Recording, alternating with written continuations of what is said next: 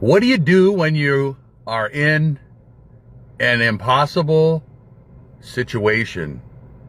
This is Scott Ashcroft, How Can I Be Healed Ministries.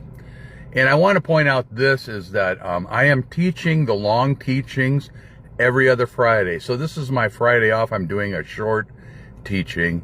Next Friday, I'll be doing a long one. And I want to thank you for, for always listening. And I really appreciate that. I was in that situation, broken record Scott, but the truth, I've been miraculously healed 12 times of incurable diseases. I was a wimpy man. I made a commitment to the Lord 20 years ago after 29 years of being just ineffective, sin issues and all that, just barely hanging on.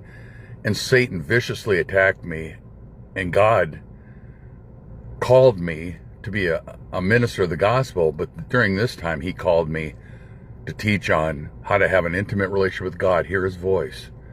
How about divine healing? How does that work?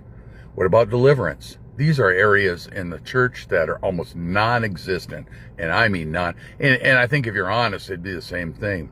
And I listen to people sometimes, and I hear a lot of this. People, like with divine healing, people like to play it down or excuse it.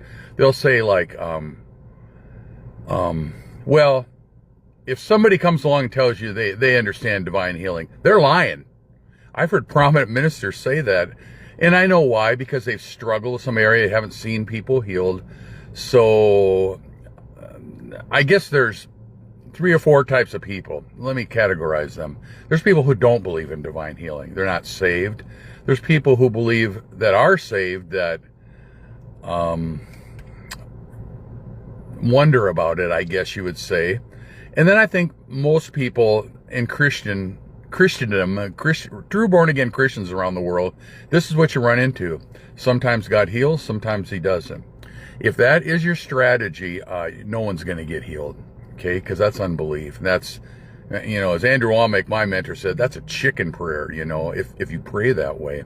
Now, I do believe, I know some people, and not personally, that are very full of God, very anointed, very bold, believe in divine healing, and they see some people healed. Now that presents a question: why are they getting healed at all, or not all the time?